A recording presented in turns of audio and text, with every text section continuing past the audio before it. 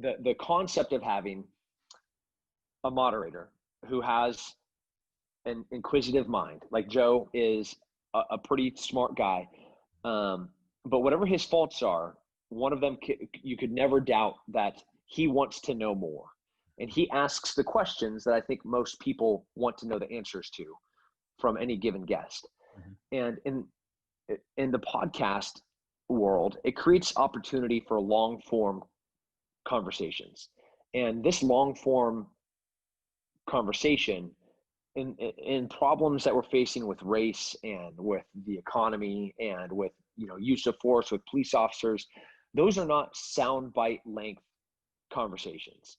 Those are things that have to be, they're nuanced, they're complex, and you have to get to the root of some things.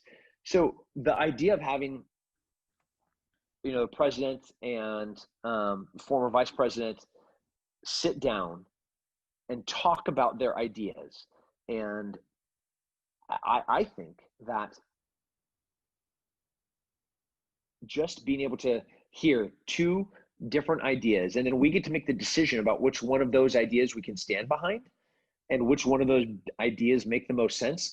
The current debate forum and the model for how presidents have been debating has been broken for centuries, for at least decades. I argue that it has become a popularity contest in the past 100 years. And I want, the point of a debate is to put ideas through a refiner's fire, and we get to pick which ideas hold true to the pressure of the refiner's fire.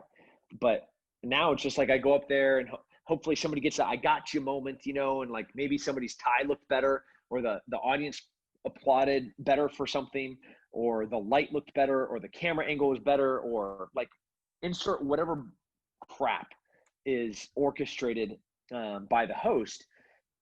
It's not a real debate. And that's what I want. I just want real information. I don't even know what Biden's running on. Like, I don't even know his platform.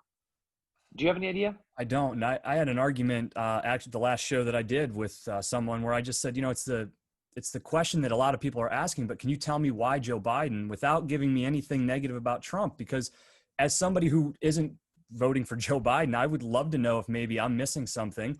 And I'm confused at somebody who's been in politics for 40 years, that there's a lot of lifelong politicians who have the same kind of on paper record that Joe Biden has.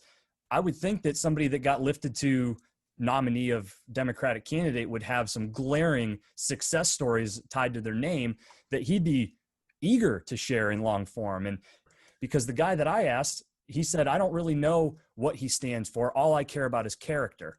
Character, obviously, I think it's extremely important, but character can be manipulated. And I personally don't know Joe Biden or Donald Trump, and I've seen sound bites and things from both of them, but character can be manipulated based on where you're listening to things. And the record of somebody is pretty black and white. And so that's where I think we should be starting, is the record. Because that's what affects you and I on a daily basis. What are you going to do to my taxes? What are you going to do to schooling, healthcare?